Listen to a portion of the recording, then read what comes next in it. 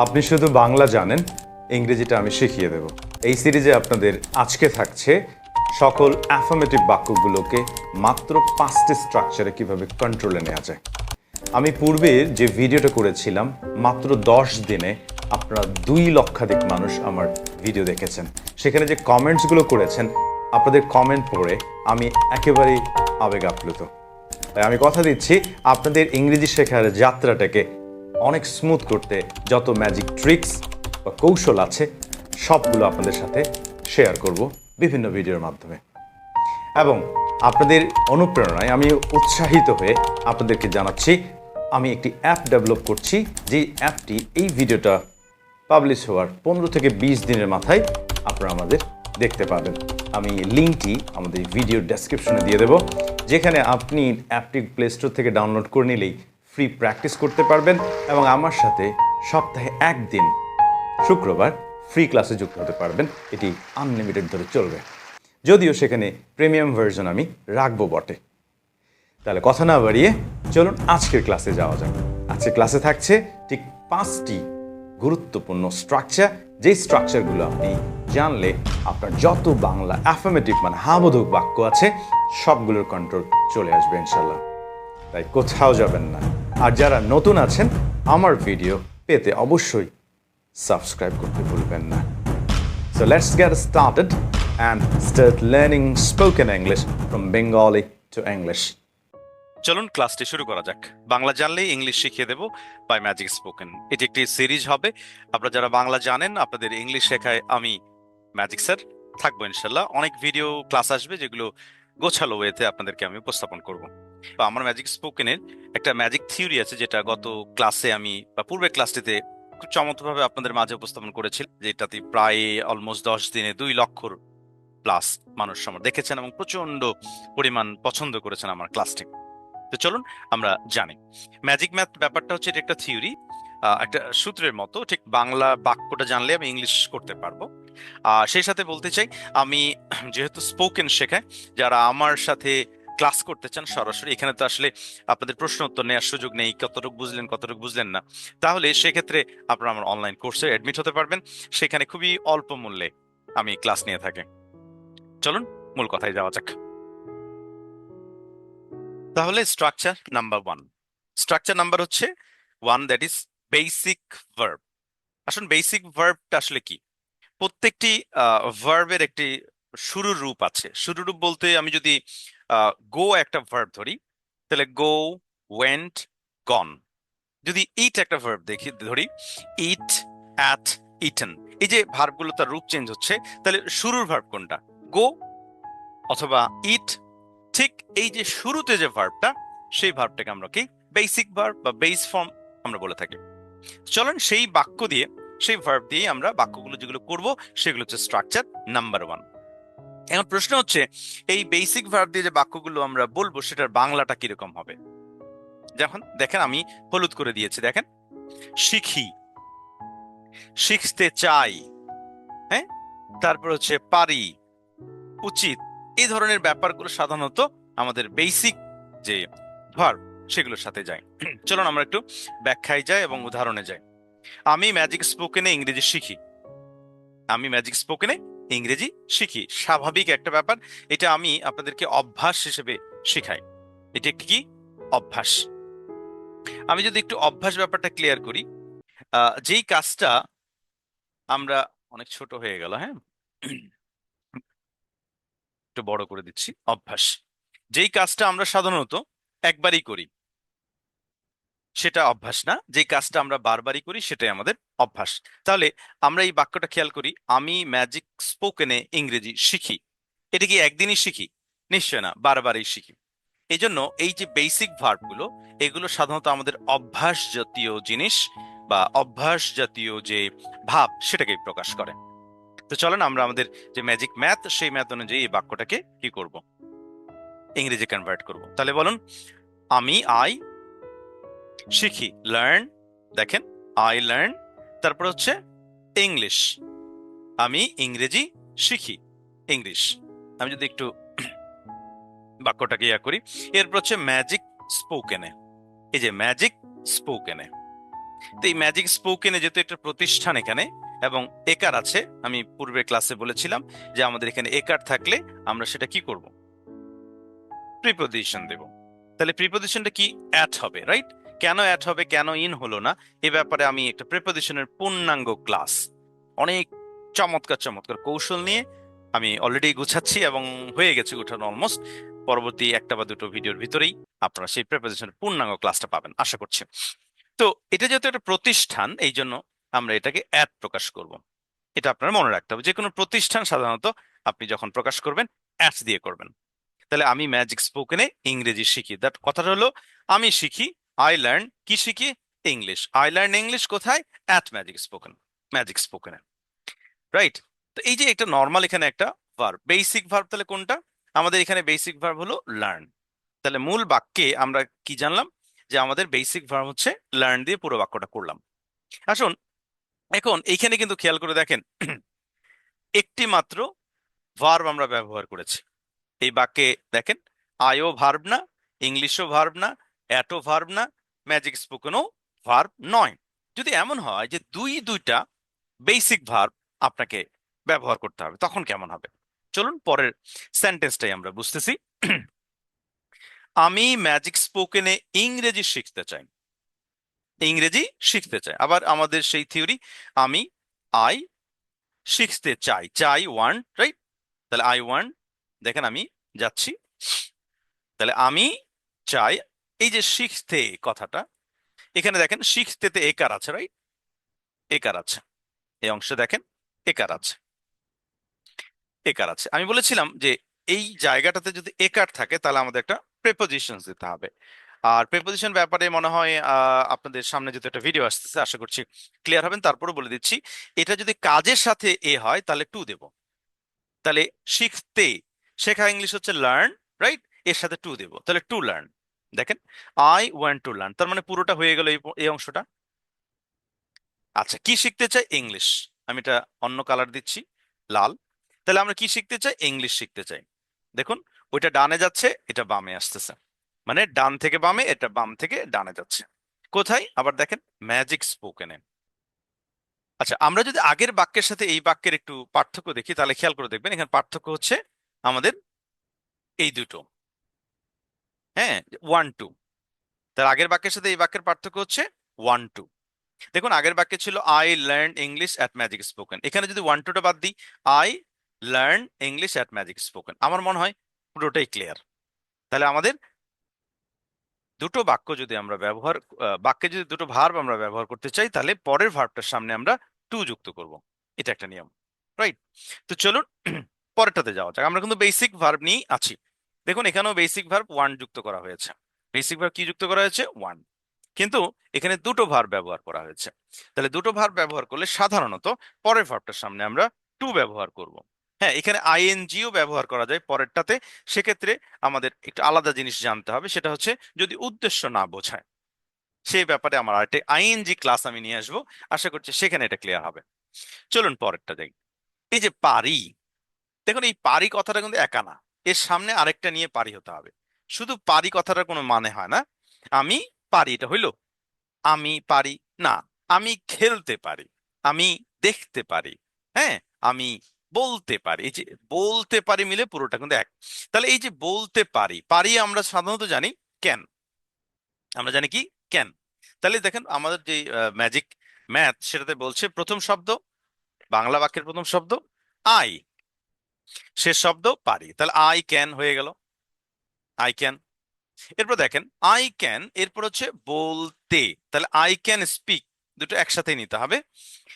বলতে, এখানে তে হওয়ার কারণে এখানে প্রিপোজিশন বসলো না, কারণ এই পারিটা একা হতে পারে না। তাহলে আমি বলতে পারি যেহেতু একসাথে, তাই এক্ষেত্রে আর প্রিপোজিশন লাগবে না, আই ক্যান স্পিক। ইংলিশ, এগুলো ইংলিশ বসে গেছে, নাও, এই যে এখন, এই এখনের জন্য নাও। আমি মনে হয় বুঝাতে পেরেছি। তাহলে আমরা কি বললাম, আই ক্যান স্পিক ইংলিশ নাও। ঠিক এই ফরম্যাটে আপনি জাস্ট ভার্বটা চেঞ্জ করতে পারেন। I can listen now, I can understand English নাও। মানে জাস্ট এই ফরম্যাটে অনেক বাক্য আপনি বলে যাবেন। তাহলে সকল বাক্যেই খেয়াল করেন আমরা কি বেস ফর্মটা ব্যবহার করছি, মানে একদম আমাদের যে নর্মাল রূপ সেই রূপটাই ব্যবহার করছি। চলুন উচিত, সেক্ষেত্রেও আমাদের নর্মাল ফর্মটাই আমরা ব্যবহার করে থাকি। দেখুন, উচিত অর্থ শুড, আর আই অর্থ আমি। তাহলে আই শুড, প্রথম বাক্যে দেখেন বাক্যের প্রথম শব্দ এবং শেষের শব্দ উচিত, রাইট? তাহলে আই শুড। এরপর কি বলা, তাহলে আই শুড স্পিক। শুডটাও আসলে ক্যানের মতো, এটা একা হয় না, এটি অবশ্যই আপনার একটি ভার্বের সাথে হবে। এই জন্য আই শুড স্পিক একসাথে, আমার বলা উচিত কি ইংলিশ। ইংলিশ প্রতিদিন, কখন? এভরিডে। তো আমরা এখানে যেটা জানলাম, খুব সিম্পলি আমি যদি একটু বুঝাই, খেয়াল করুন, আমাদের বেসিক যে ভার্ব, এই ভার্ব দিয়ে সাধারণত আমাদের অভ্যাস জাতীয় জিনিসগুলো আমরা ব্যবহার করলাম। যেমন আমি ম্যাজিক স্পোকেন ইংলিশ শিখি, এটা একটা অভ্যাস, বারবারই করি। আমি ম্যাজিক স্পোকেন ইংলিশ শিখতে চাই, এইটা কিন্তু অভ্যাস না আমাদের। এই জন্য আমি ব্যাক করলাম যে আমাদের যখন একটি মাত্র ভার্ব হবে, যদি আমাদের দুটো ভার্ব ব্যবহার করা হয়, তাহলে সেটি অভ্যাস প্রকাশ করবে না। সেটি আপনার হয়তো এখন চাওয়া, এখন কোনো কিছু প্রকাশ করবে। যেমন আমি ইংলিশ বলতে পারি, এটা এক প্রকার আপনার অ্যাবিলিটি, অভ্যাস নয়। হ্যাঁ, যেহেতু এখানে ক্যান ব্যবহার হয়েছে, তাই এটি অভ্যাস নয়। যেমন আমার উচিত, এটা কি আপনার অভ্যাস? নিশ্চয় না। দ্যাট মিনস আমি যে কথাটা বলতে চাচ্ছি, যে শুধু বেসিক ভার্ব, শুধু একটা ভার্ব দিয়ে যদি বাক্যটা হয়, এখানে আর অন্য কিছু নেই, তাহলে সেটি অভ্যাস। আমার মনে হয় বুঝতে পেরেছেন। চলুন, সেম জিনিস আমরা শুধু হি শির ক্ষেত্রে আমাদের শুধু এস যুক্ত করতে হবে, বাকি সবই এক, শুধু এস যুক্ত করতে হবে। দেখুন, মিলিয়ে দেখুন, বাকি পুরোটাই ওইখানে আর ব্যাখ্যায় গেলাম না, এস যুক্ত করতে হবে কোথায়? শুধু যদি আমি বেসিক ফর্মটা ব্যবহার করে থাকি। আবার ক্যানের ক্ষেত্রে, শুডের ক্ষেত্রে কোনো এস লাগবে না।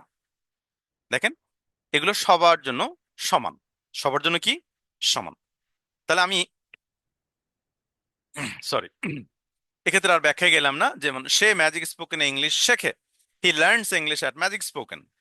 ঠিক ওই যে আপনি মিলিয়ে নেবেন, প্রথম শব্দ শেষের শব্দ, তারপর ডান থেকে বামে মিলিয়ে নেবেন। হ্যাঁ, সে ম্যাজিক স্পোকেন ইংলিশ শিখতে চায়, তাহলে সে চায়, হি ওয়ান্টস, শিখতে, to learn English Spoken at Magic Spoken. Hmm, ঠিক সে এখন ইংলিশ বলতে পারে, তাহলে সে পারে কি পারে? বলতে পারে। হি ক্যান স্পিক কি পারে? ইংলিশ। কখন? এখন। আমার মনে হয় সহজ, বুঝতে পেরেছেন। চলেন স্ট্রাকচার নাম্বার 2। স্ট্রাকচার নাম্বার 2 হচ্ছে আইএনজি ভার্ব। আইএনজি ভার্ব জিনিসটা কি? আইএনজি ভার্ব হচ্ছে সেটাই যেটা আপনার চলমান প্রকাশ করে, মানে এখন চলমান। সাধারণত আমি আইএনজি ভার্বটাকে এখন চলমান হিসেবেই ব্যবহার করে থাকি।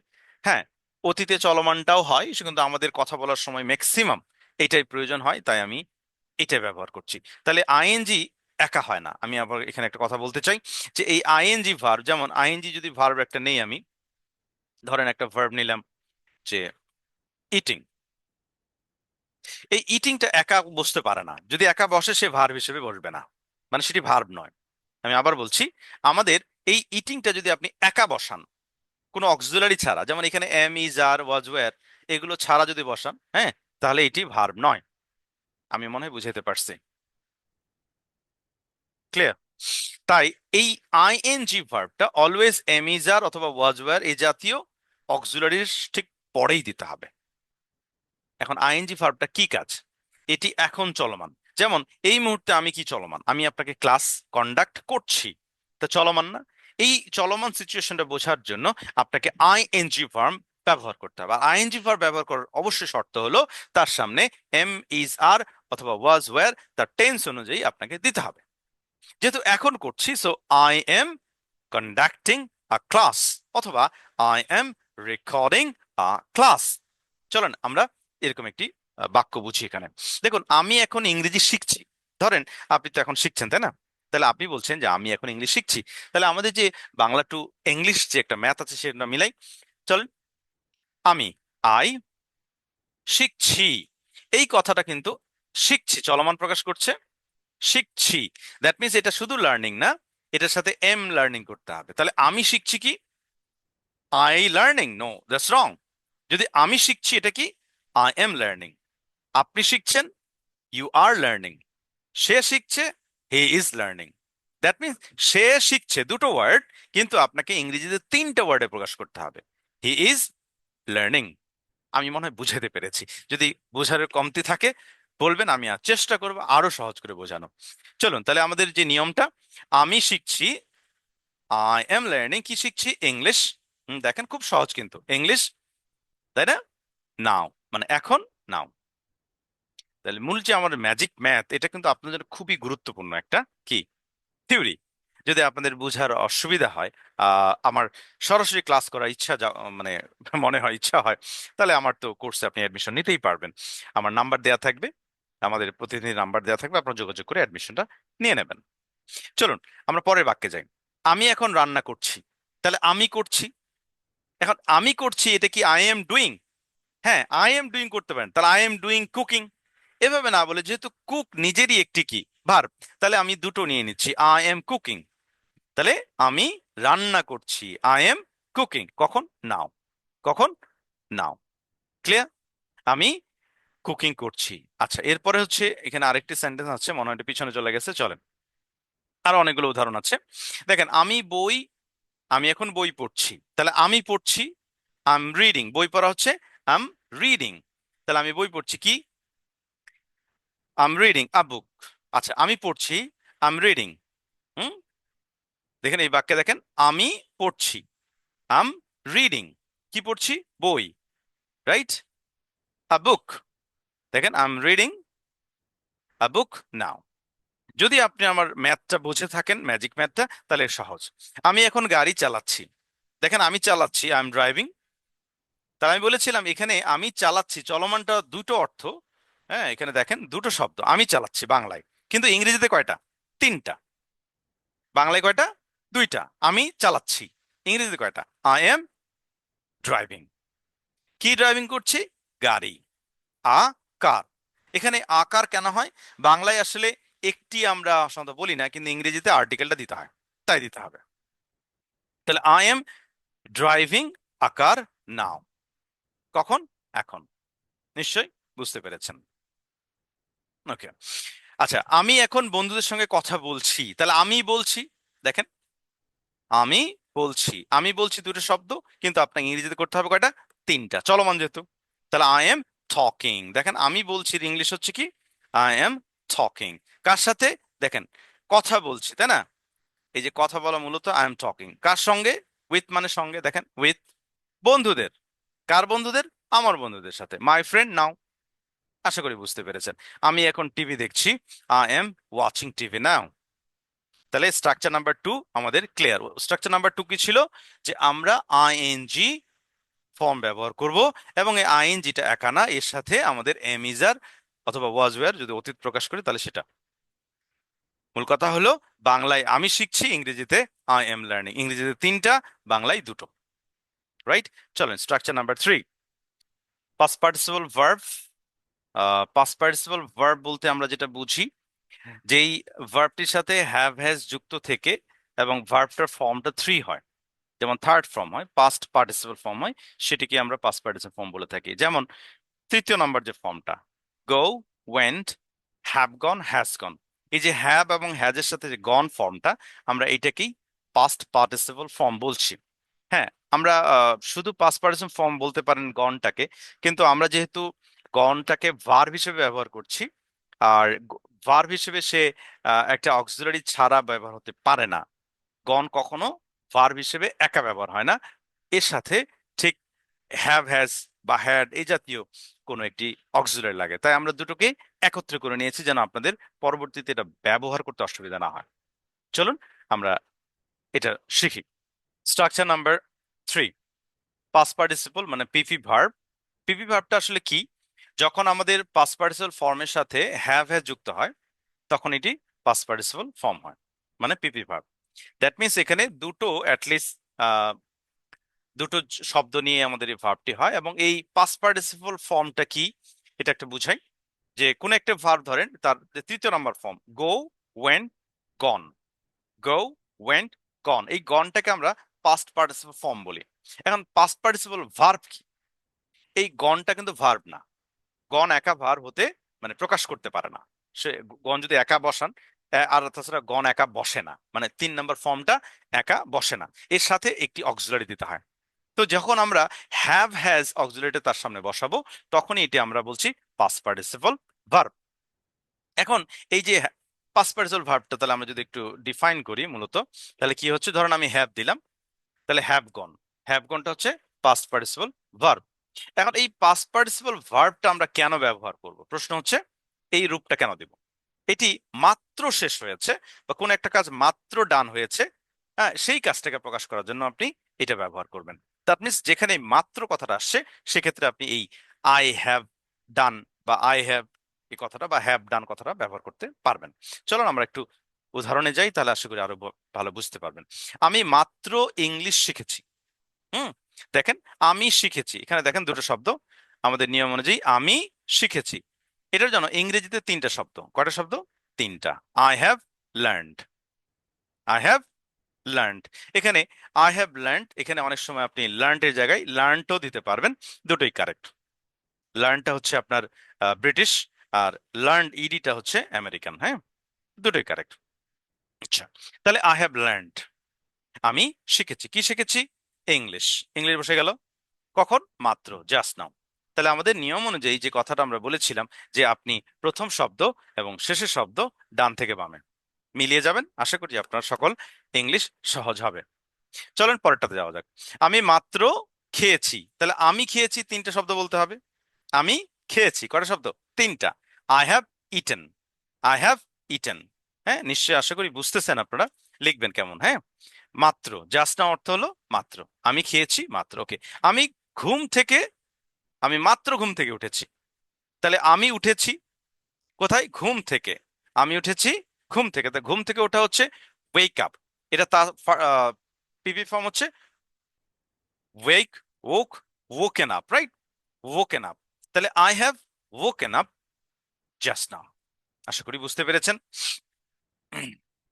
আমি মাত্র কাজ শেষ করেছি, তাহলে আমি শেষ করেছি, আমি শেষ করেছি, আই হ্যাভ ফিনিশড, আমি শেষ করেছি, আই হ্যাভ ফিনিশড। হ্যাঁ, দ্য ওয়ার্ক, এখানে I have finish the work, দাটা মিসিং হয়েছে। I have finish the work just now, just now. দেখেন আমি মাত্র বাসায় পৌঁছেছি, আমি মাত্র বাসায় পৌঁছেছি, তাহলে আমি পৌঁছেছি, আই হ্যাভ অ্যারাইভড। আমি পৌঁছেছি কোথায়, বাসায়। কোথায় পৌঁছেছি, বাসায়, হোম। দেখেন এখানে হোম, মাত্র, জাস্ট নাও, খুবই সিম্পল। তাহলে আমি মাত্র ফোনটা চার্জে বা চার্জ দিয়েছি, তাহলে I have charge the phone just now. আশা করি আজকের ক্লাসটি আপনারা সহজেই বুঝতেছেন। আমরা স্ট্রাকচার নাম্বার 3 ডান করলাম। তাহলে স্ট্রাকচার নাম্বার 3 মূল কথা হলো যেটা মাত্র শেষ হলো, মাত্র কথা থাকবে, তখনই আমরা সেটা হ্যাভ অথবা হ্যাজ দিয়ে পাস্ট পার্টিসিপল ফর্মটা ব্যবহার করব। চলেন আমরা স্ট্রাকচার নাম্বার 4 এ যাই। স্ট্রাকচার নাম্বার 4 বলছে past verb, that means past form of verb. এখন এই পাস্ট ফর্ম অফ ভার্বটা কেন ব্যবহার করব, অতীত যার কোনো অস্তিত্ব নেই, অতীত কোনো কাজ যেটা প্রকাশ করার জন্য আপনি বলতে চাচ্ছেন যে গতকাল, গত পরশু, ইভেন আজকের দিনে সকালটা অতীত হয়ে গেছে, এখন তো রাত ধরেন, হ্যাঁ, তাহলে সকালটা কি, অতীত হয়ে গেছে। সো সকালের কোনো কিছু বলার জন্য আপনাকে পাস্ট ভার্ব লাগবে, সেই পাস্ট ভার্বটাকে হচ্ছে আমরা বলছি পাস্ট ফর্ম অফ ভার্ব। এটা অতীত প্রকাশের জন্য। আমি শিখেছিলাম, তার মানে অতীতে, তাহলে আই লার্নড কি, ইংলিশ। খুবই সহজ এটা, এখানেও ওই বেসিক ভার্বের মতো করে একটি ভার্ব দিলেই হয়ে যায়, বাট এটা পাস্ট ফর্মে দিতে হবে। I learn English. আমি গত বছর ইংলিশ কোর্স করেছিলাম, দেখেন আমি করেছিলাম, তাহলে আই ডিড, আমি করেছিলাম, আই ডিড কি করেছিলাম, একটি ইংলিশ কোর্স, তাই না, ইংলিশ কোর্স, তাহলে অ্যান ইংলিশ কোর্স, কখন, গত বছর, লাস্ট ইয়ার। খুবই সিম্পল। চলেন, আমি নতুন বই কিনেছিলাম, তার মানে অতীত যেটা, ওইটাকে আমরা ভার্ব নাম্বার 2 দিয়ে বলছি। তাহলে আই বট, আমি কিনেছিলাম, আই বট, আমি কিনেছিলাম, আই বট কি কিনেছিলাম, নতুন বই, নিউ বুক। খেয়াল করছেন নিশ্চয়ই। সে আমাকে কল করেছিল, কে করেছিল, সে, হ্যাঁ, কি করেছিল, কল করেছিল, তাহলে হি কল্ড, মানে কল অর্থ হচ্ছে কল করা, তাহলে যেহেতু অতীতে কল্ড, কাকে, আমাকে, মি মানে আমাকে। হ্যাঁ, এই যে মি মানে আমাকে, আবার আই মানে আমাকে, এ ধরনের যদি প্রবলেম থাকে তা আমার পূর্বে একটা ক্লাস আছে, দেখবেন আই সমান আমি, আই সমান আমার, আই সমান আমাকে, কখন কিভাবে হয় বর্ণনা করা আছে, দেখে নিতে পারবেন। আমরা লাঞ্চ খেয়েছিলাম, তাহলে উই হ্যাড লাঞ্চ, এখানে এই হ্যাড কেন ব্যবহার করা হয়, আমরা অ্যাট কেন দিলাম না? সাধারণত লাঞ্চটা হচ্ছে একটা কিসের নাম? এটা খাবারের টাইমের নাম। লাঞ্চ কিন্তু আসলে কোনো খাবার না, লাঞ্চ হচ্ছে একটা টাইম। ওইখানে খাবারে হয়তো আপনি ভাত খান কি খান, রাইট? এই জন্য এটাকে ইট বলা যায় না, এই জন্য একটা হ্যাড বলতে হয় অথবা হ্যাভ বলতে হয়। আশা করি বুঝতে পেরেছেন। তারা ইংলিশ ক্লাসে যোগ দিয়েছিল, তাহলে তারা যোগ দিয়েছিল, দে জয়েন্ট। তারা যোগ দিয়েছে, যোগ দিয়ে কি জয়েন, তাহলে দে জয়েন কোথায়? দ্য ইংলিশ ক্লাস, ইংলিশ ক্লাসে। Structure number 5, next verb. Next verb কি? যেটা পরের কোনো কাজকে প্রকাশ করবে। নেক্সট ভার্ব মানে হচ্ছে উইল ভার্ব। উইলের সাথে বেস ফর্ম, যেমন উইল গো, উইল ডু, হ্যাঁ, will learn, will go, will watch, এই ভার্ব গুলোকে আমরা বলছি নেক্সট। মানে উইল যুক্ত ভার্ব যেটা, সেটাই নেক্সট ভার্ব। মানে এখন থেকে যে কাজটা পরে ঘটবে, এখনো ঘটে নাই, সেটাকে আমরা উইল দিয়ে প্রকাশ করবো। দেখেন, আমি আবার ইংলিশ শিখবো, তার মানে কি শেখা হয়েছে? না, শুরুই হয়নি, পরে শিখবো। যে কাজটা পরে ঘটবে, মানে বাংলা শেষে ব থাকলে, আমি এর আগের ক্লাসে বলেছিলাম উইল দিয়ে করব। তাহলে এখানে একটা সহজ করে বলি, আমাদের প্রথম যেটা, ওইটার সাথে এটা খুব সম্পর্ক। প্রথমটা ছিল আই লার্ন ইংলিশ, তাই না? এখানে I will learn English, just উইলটা মাঝখানে যুক্ত হবে, খুবই সিম্পল। আমি আগামীকাল অফিসে যাব, তাহলে আমি যাব, দেখেন, আমি যাব, তাহলে I will go, I will go. আমি আগে বলেছিলাম বর জন্য উইল দেবেন, আর যাওয়ার জন্য কি গো দেবেন, তাহলে আই উইল গো। কোথায় যাবেন? অফিসে, যেহেতু গো একটা দিক বোঝায়, এই জন্য টু দেবেন। তাহলে আমি অফিসে যাব, টু দ্য অফিস, অফিসে যাব কখন? আগামীকাল, টুমোরো। আশা করি বুঝতে পেরেছেন। আমি রাতে সিনেমা দেখব, তাহলে আমি দেখবো, আই উইল ওয়াচ। দেখা, সিনেমা দেখা, এইটা এই দেখা মানে ওয়াচ, হ্যাঁ, আর চোখে দেখা সি। তাহলে আই উইল ওয়াচ, কি দেখবো? সিনেমা, মানে আ মুভি। কখন? রাতে, অ্যাট নাইট। এই যে রাতে মানে at night, in the night কেন হলো না? এ ধরনের যে প্রিপোজিশন যে প্রবলেম, আমার নেক্সট ভিডিওতে আসবে চমৎকার সব কৌশল দিয়ে, আমি এগুলোকে শেখাবো ইনশাল্লাহ। আচ্ছা, পরেরটা যাই। আমি তোমাকে ফোন করব, আমি তোমাকে ফোন করব, then I will call you. তাহলে ফোন করা হচ্ছে কল, এর সাথে যেহেতু ব আছে উইল, তাহলে কাকে? ইউ, তোমাকে। আমি নতুন বই কিনবো, I will buy a new book. আশা করি আমার এই টোটাল যে ক্লাস, আরো হয়তো একটা আছে, আমি আগামীকাল, সরি, আগামী সপ্তাহে ইংলিশ প্র্যাকটিস শুরু করব। সো আমি শুরু করব, আই উইল স্টার্ট, আমি শুরু করব, আই উইল স্টার্ট কি? প্র্যাকটিস। কি প্র্যাকটিস? English practice. কখন? আগামী সপ্তাহে, নেক্সট উইক। তো আমার এই পুরো ক্লাসটি আপনারা যারা এখন পর্যন্ত দেখলেন, আপনাদের কাছে আমি কৃতজ্ঞ। এই পর্যন্ত যারা আমাকে দেখছেন, দয়া করে একটু ক্লাসের পুরো জিনিসটি উপস্থাপন করবেন, কেমন লেগেছে। এবং আমার এই ক্লাসে থেকে আপনি যদি একটু উপকৃত হন, আমি ম্যাজিক স্পোকেনের পক্ষ থেকে আমি ধন্য হব। এবং আশা করছি আপনারা সবাই আমার এই ক্লাসটি ব্যাপারে মূল্যায়ন করবেন, এবং পরবর্তীতে আমার কি রকমের ক্লাস, কি বিষয়ের উপর ক্লাস আপনি চান, আমাকে লিখবেন। আর যারা আমার কোর্সে অ্যাডমিট হতে চান, আমার নাম্বার দেয়া থাকবে, ফোন করে অ্যাডমিশন নেবেন। থ্যাংক ইউ, আজকে এই পর্যন্তই। পরবর্তী ক্লাসের আমন্ত্রণ রইল, মানে দেখার আমন্ত্রণ রইল। আল্লাহ হাফেজ, দোয়া রাখবেন। সালামু আলাইকুম।